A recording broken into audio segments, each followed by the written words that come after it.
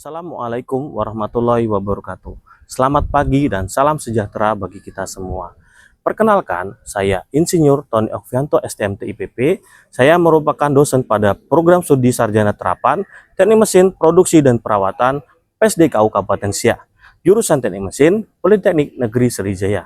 Pada kesempatan ini, saya akan menyampaikan praktik pembelajaran sebagai bagian dari pernyataan diri dosen dalam unjuk kerja Tridharma Perguruan Tinggi atau PDD UKT-PT pada bidang pendidikan dalam rangka mengikuti program sertifikasi dosen. Mata kuliah yang saya ampu adalah fenomena bahan 2. Mata kuliah ini membekali mahasiswa dengan pemahaman mengenai hubungan antara proses manufaktur, struktur mikro, sifat mekanik material, serta berbagai metode pengujian material yang menjadi dasar dalam pengendalian kualitas di dunia industri. Sesuai dengan rencana pembelajaran semester, mahasiswa diharapkan mampu menganalisis diagram fasa, transformasi struktur mikro, menerapkan proses perlakuan panas, melaksanakan pengujian material, serta memahami prinsip dasar non-destructive test atau NDT. Selain itu, mahasiswa juga diharapkan mampu mengevaluasi kualitas material berdasarkan hasil pengujian sesuai standar laboratorium maupun industri. Pada video pembelajaran ini, saya memilih topik metode inspeksi non-destructive test karena materi ini memiliki peran yang sangat penting dalam dunia teknik mesin. Hampir seluruh sektor industri seperti manufaktur, minyak, pembangkit listrik, konstruksi, hingga penerbangan memanfaatkan NDT sebagai bagian dari pengendalian kualitas dan pemeliharaan peralatan. Melalui materi ini, mahasiswa tidak hanya memahami konsep dasar NDT, tetapi juga mampu memilih metode inspeksi yang tepat berdasarkan jenis material, lokasi cacat, kondisi komponen, aspek keselamatan kerja, serta standar inspeksi yang berlaku. Dengan demikian, mahasiswa dapat menghubungkan teori yang dipelajari di kelas dengan permasalahan yang akan dihadapi di dunia kerja. Dalam proses pembelajaran, saya menerapkan pendekatan Student Centered Learning atau SCL sehingga mahasiswa berperan aktif selama proses belajar. Metode yang saya gunakan meliputi ceramah interaktif, tanya jawab, problem based learning melalui studi kasus industri, serta diskusi kelompok. Untuk mendukung proses belajar, saya memanfaatkan Learning Management System atau LMS Politeknik Negeri Sriwijaya sebagai media belajar daring. Selain itu, saya juga menggunakan media berupa slide presentasi, gambar ilustrasi, studi kasus industri, agar mahasiswa lebih mudah memahami konsep yang dipelajari dan mampu mengaitkannya dengan kondisi nyata di lapangan. Evaluasi pembelajaran dilakukan secara objektif dan berkelanjutan. Setiap hasil evaluasi saya lengkapi dengan umpan balik sebagai bahan refleksi agar mahasiswa dapat terus meningkatkan pemahamannya. Melalui pendekatan pembelajaran tersebut, saya berharap mahasiswa tidak hanya menguasai konsep secara akademik, tetapi juga memiliki kemampuan berpikir kritis, mengambil keputusan teknis secara tepat, menjunjung tinggi aspek keselamatan kerja, serta siap menghadapi tantangan di dunia usaha dan dunia industri. Pada video ini, saya akan mendemonstrasikan proses pembelajaran mengenai metode inspeksi non-destructive test atau NDT. Mari kita simak proses pembelajaran berikut. Saya akhiri, wassalamualaikum warahmatullahi wabarakatuh. Assalamualaikum warahmatullahi wabarakatuh. Waalaikumsalam warahmatullahi wabarakatuh. Bagaimana kabarnya hari ini anak-anak? Sehat semuanya? Baik, sebelum memulai perkuliahan pada pagi hari ini, alangkah baiknya kita berdoa. Berdoa menurut agama dan kepercayaan kita masing-masing. Berdoa mulai.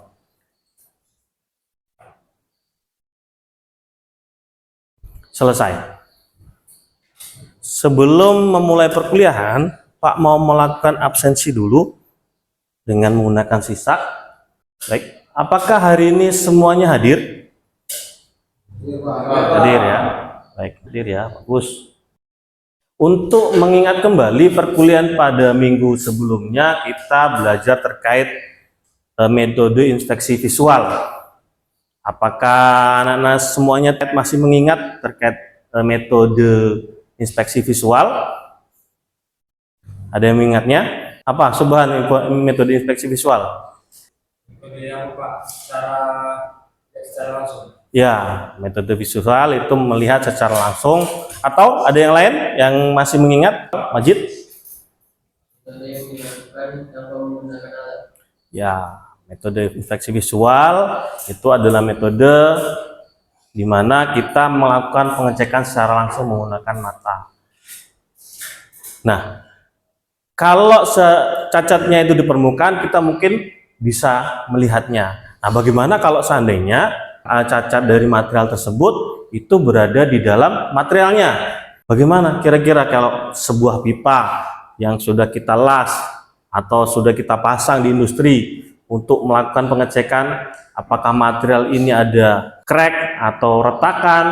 Bagaimana caranya kita mengetahui, halnya kayak Indah Kiat, karena banyak perpipaan dan lain sebagainya, kita mengetahui bahwa oh material yang digunakan ini ada cacat di dalamnya. Mungkinkah kalau kita melakukan pengecekan dengan melakukan pemotongan? Tidak kan? Nah, karena kalau seandainya kita melakukan pemotongan berarti material yang kita potong tadi tidak bisa digunakan kembali.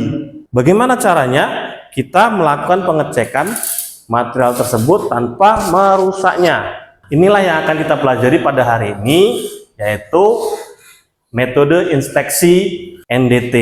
Untuk tujuan pembelajaran kita pada pagi hari ini, yang pertama, mahasiswa semuanya itu memahami konsep inspeksi dan NDT secara menyeluruh. Yang kedua adalah prinsip kerja dari metode NDT.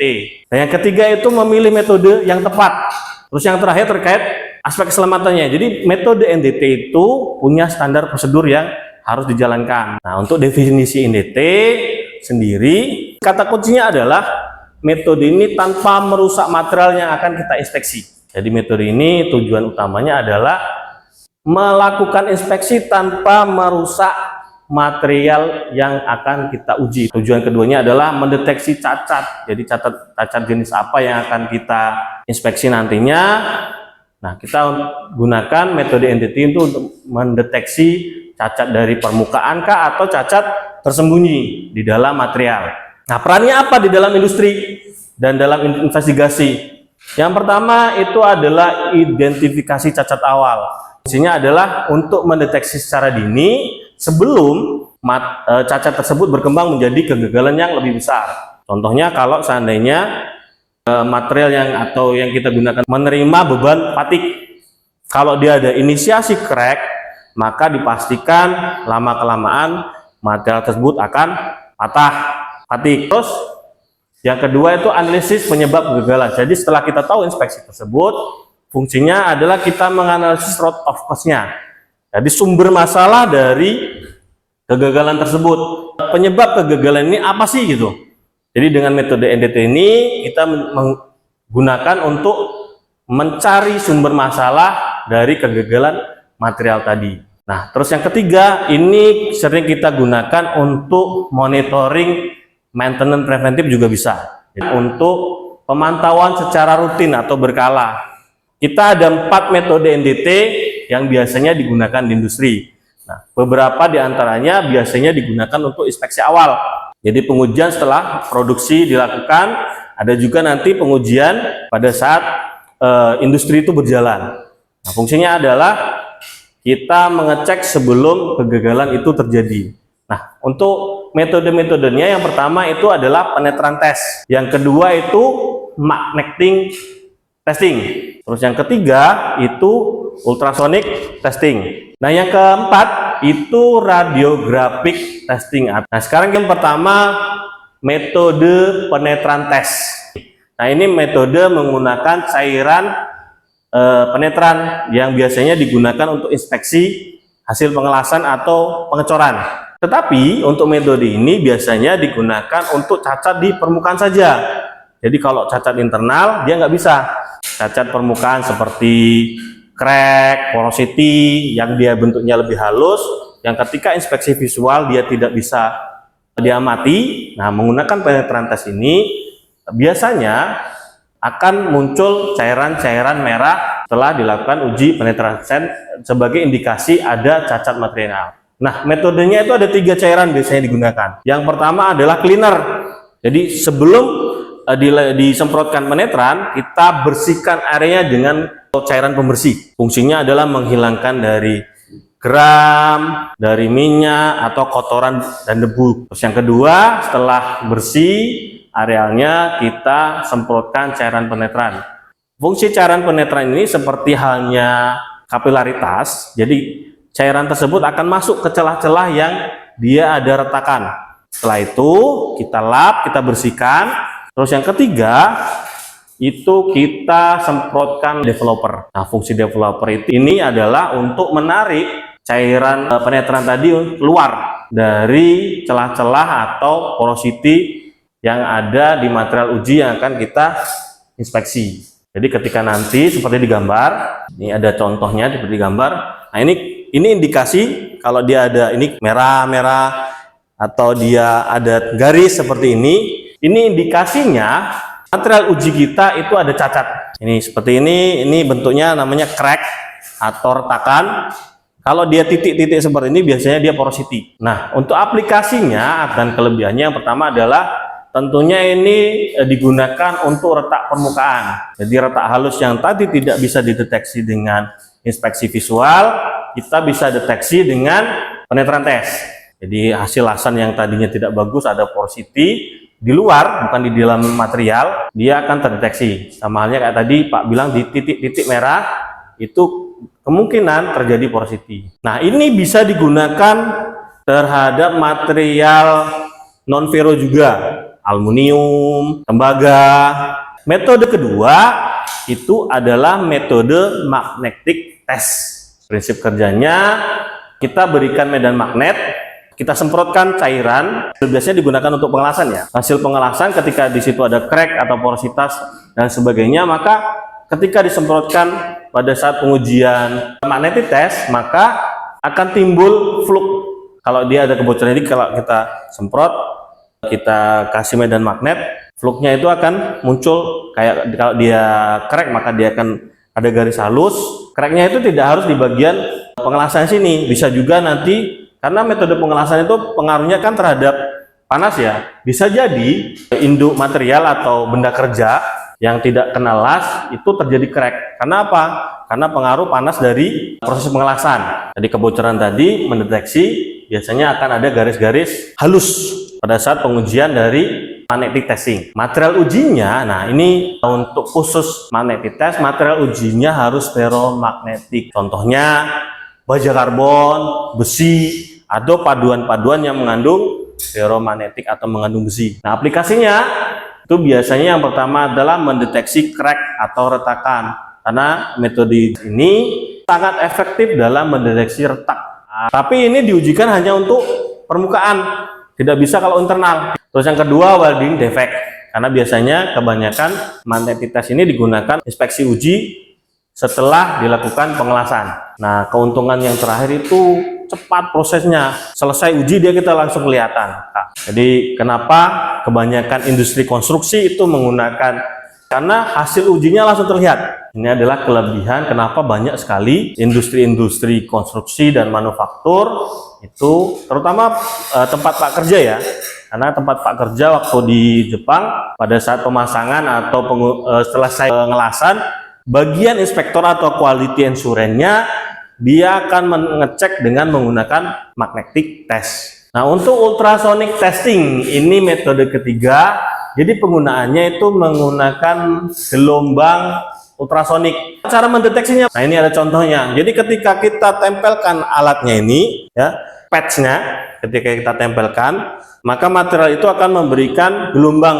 Alat uji ultrasonic test ini akan memberikan gelombang pancar sampai ke titik ketebalan material itu atau benda kerja yang kita uji. Jadi ketika ketebalannya umpamanya dia 2 mili, maka setelah 2 mili gelombangnya akan kembali lagi ke benda ujinya sampai ke ujungnya. Jadi surface-nya ini berapa ketebalannya, maka disitulah dia gelombangnya berjalan. Nah, bagaimana Pak hasil deteksinya kalau seandainya dia ada cacat material di internal? Maka dia akan terjadi perbedaan gelombang. Seandainya di dalam ini ada crack, nih contohnya ada crack di dalam material, maka gelombangnya itu panjangnya berbeda. Karena apa? Karena gelombang yang dihantarkan oleh alat tes ultrasonik ini, dia lebih cepat arahnya ketika gelombang yang dipancarkan itu mengenai defect pada internal material. Jadi panjang gelombang ini menunjukkan ketebalan material, terus ada nggak defect di dalam material tersebut. Atau awalnya kita panjang 2 mili, tiba-tiba di tengah berubah jadi 1,9 atau 1,8. Nah, kenapa itu, Pak? Nah, kemungkinan material tersebut sudah aus, yang pertama. Yang kedua, atau dia ada korosi. Jadi korosi itu menggerus materialnya sehingga material tersebut ketebalannya tidak sama lagi. Atau yang ketiga, ada defek internal, entah itu crack, entah itu porosity internal. Pada benda kerja atau alat-alat yang dia menerima beban fatigue, crack ini bisa menjadi sumber atau inisiasi kegagalan fatigue. Ini fungsi dari ultrasonic testing. Jadi dia digunakan untuk pengecekan cacat internal. Nah, untuk aplikasinya sudah tadi Pak jelaskan di awal, aplikasinya adalah untuk mendeteksi cacat internal yang terjadi pada material. Bisa juga kita lakukan untuk melakukan pengukuran ketebalan. Jadi kita cek benar nggak pipa yang tadinya 2 mili atau 5 mili, setelah beberapa tahun masih nggak ketebalannya 5 mili. Biasanya itu bisa digunakan untuk pipa, tangki. Nah, kita cek, fungsinya adalah untuk mendeteksi masih nggak spesifikasi awalnya tadi, kalau seandainya dia 5 mili, setelah beberapa tahun masih tetap 5 mili atau dia sudah ada pengikisan karena operasi atau pengikisan karena dia ada korosi internal. Nah, yang terakhir itu adalah radiographic test. Jadi prinsip kerjanya untuk radiografik ini menggunakan sinar X. Sama halnya kalau kita melakukan ronsen di rumah sakit, kita gunakan sinar X atau sinar gamma, nanti dipancarkan untuk menembus material. Jadi perbedaan densitas tadi itu menunjukkan bahwa di internal itu ada cacat material. Kalau seandainya tidak cacat, maka hasilnya akan sama densitasnya. Namun ketika ada cacat material di dalamnya, maka hasil foto atau rekaman filmnya tadi terdeteksi adanya perbedaan intensitas radiasi. Terus outputnya apa? Outputnya adalah citra internal, kayak foto rongsennya. Jadi hasilnya nanti kita amati di situ, adakah crack di dalamnya atau porositas internal yang ditampilkan secara visual dari hasil citra internal tadi atau hasil uji dari radiografik. Nah, biasanya metode radiografik ini digunakan inspeksi untuk benar-benar tingkatnya urgent. Kalau seandainya tadi ultrasonic testing tidak bisa digunakan dan sebagainya, maka yang terakhir itu digunakan dengan radiografik. Cuman untuk radiografik ini dia butuh area yang aman. Sebagai operator, sama halnya kalau kita di rumah sakit itu ronsen, maka operator yang melakukan ronsen dia punya ruangan tersendiri untuk supaya terhindar dari sinar radiasi pada saat pengujian radiographic test. Nah, aplikasinya apa?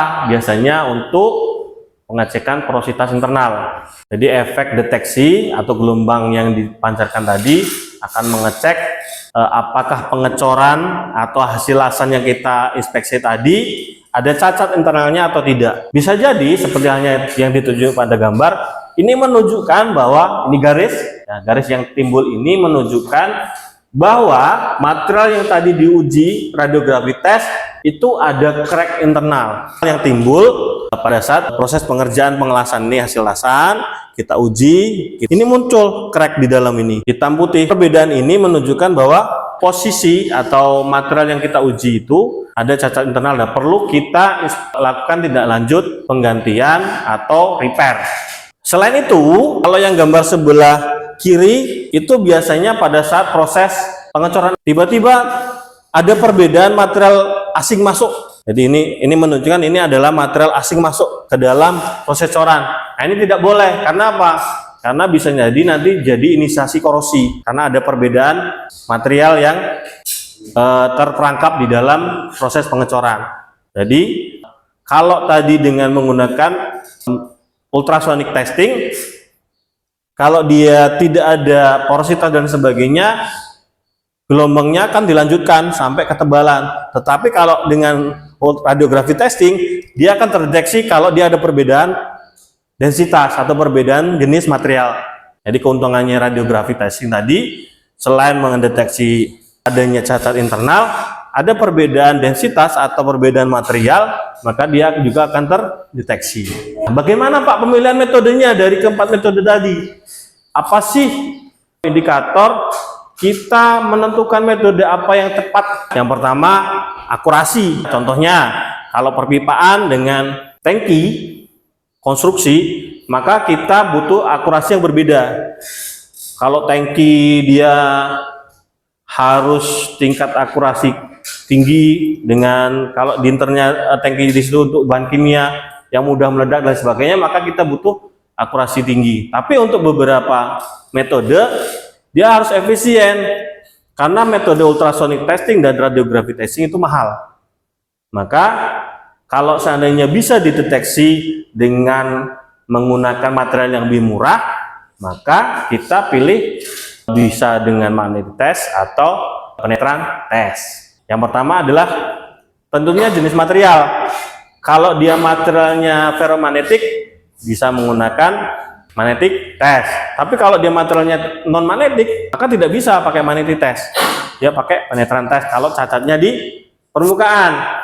Kalau seandainya cacatnya di internal, tidak bisa. Jadi lokasi cacat juga yang kedua, terkait lokasi cacatnya, kalau kita untuk mendeteksi cacat permukaan, maka kita bisa gunakan penetran test atau magnetic testing. Pengaruhnya geometri ini terhadap metode inspeksi yang akan kita lakukan.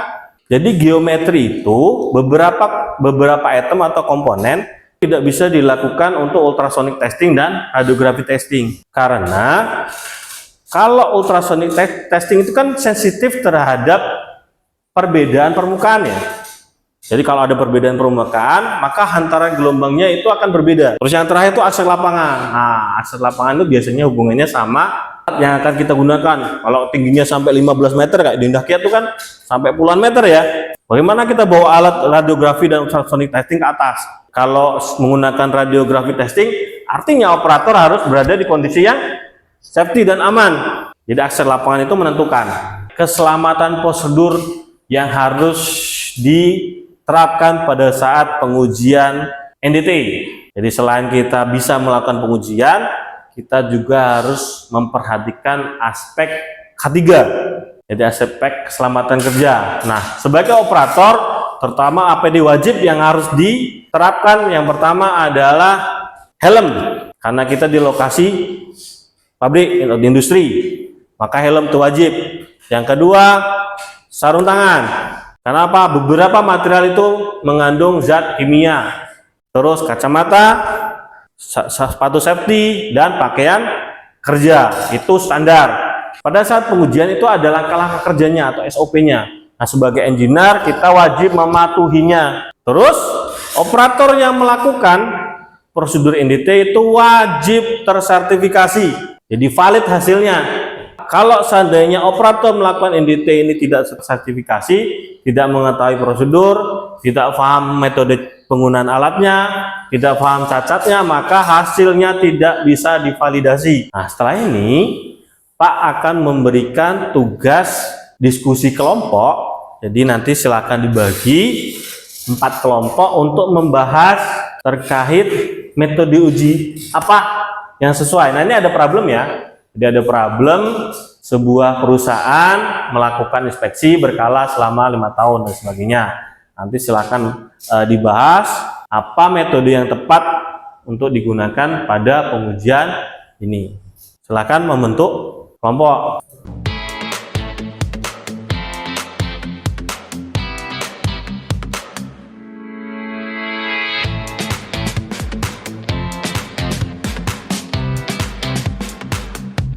Bagaimana kelompok 1? Sudah Pak. Gimana hasilnya? Untuk yang pertama, jenis cacat yang kemungkinan terjadi itu ada surface crack Pak. Terus? Yang kedua, metode NDT apa yang tepat digunakan? Itu ada magnetic testing atau penetran testing. Oke. Yang ketiga, mengapa metode tersebut dipilih? Yang pasti berada di permukaan, Pak. Untuk kelompok 2, bagaimana hasil diskusinya? Jadi gini Pak, ada yang perlu diketahui adalah ketebalan sisa material tersebut. Ya. Lagi metode non-destructive test apa yang sesuai yang digunakan adalah metode ultrasonic testing. Ya. Selanjutnya, data apa yang dihasilkan dari metode tersebut? Data yang dihasilkan adalah ketebalan material, dan indikasi korosi. Ya. Apa risiko jika inspeksi tidak dilakukan? Risikonya adalah kebocoran atau kegagalan pressure vessel. Sekarang untuk kelompok 3 bagaimana hasil diskusinya? Yang pertama, apakah inspeksi visual cukup? Jawabannya tidak cukup. Yang kedua, metode NDT apa yang paling sesuai? Jawabannya RT atau UT. Ya. Yang ketiga, mengapa PT tidak cocok digunakan? Karena PT hanya mendeteksi cacat permukaan. Ya. Yang keempat, bagaimana hasil inspeksi ditampilkan? Jawabannya, RT menghasilkan radiograf, UT menghasilkan sinyal pantulan. Sekarang untuk kelompok 4 bagaimana hasil diskusinya di kelompok 4? Baik, di sini ada jenis cacat apa yang dicurigai, yaitu jawabannya fatigue crack. Yang kedua, metode NDT yang sesuai. Di sini ada MT atau magnetic test. Mengapa material mempengaruhi pemilihan metode? Karena baja bersifat ferromagnetik. Metode yang dapat dipilih yaitu sensitif terhadap letak permukaan dan dekat dengan permukaan. Sampai sini paham? Nilai post test atau nilai akhir setelah perkuliahan hari ini, silahkan join quizzes. Baik, kita mulai. Sudah selesai. Baik, inilah hasil dari post test kita. Cukup baik ya, 80% sudah memahami terkait metode NDT yang harus digunakan pada saat melakukan inspeksi material uji. Kesimpulan dari perkuliahan hari ini ada beberapa hal. Yang pertama, NDT itu penting dalam industri karena beberapa komponen kritis yang tetap harus kita inspeksi tanpa melakukan pengerusakan material. Dan biasanya industri-industri modern itu memungkinkan mendeteksi kegagalan untuk mencegah kerusakan material ataupun kecelakaan akibat material yang rusak tersebut. Terus yang kedua, itu metode ini tidak merusak material. Jadi material yang kita uji dengan metode NDT tetap bisa digunakan. Jadi metode ini tidak memerlukan kita memotong material dan sebagainya. Setelah kita proses pengecekan selesai dilakukan, maka material tetap bisa digunakan kembali. Terus yang terakhir, pada saat pengujian dipastikan standar atau metode ujinya itu sesuai dengan SOP yang harus dipatuhi oleh inspektor. Nah, untuk tugas mandiri Pak sudah siapkan di LMS masing-masing. Nanti silahkan diakses. Jadi nanti akses ke LMS, tugasnya silahkan dikerjakan. Setelah itu dikumpulkan melalui LMS. Itulah tadi perkuliahan pada pagi hari ini. Pak akhiri. Wassalamualaikum warahmatullahi wabarakatuh. Waalaikumsalam.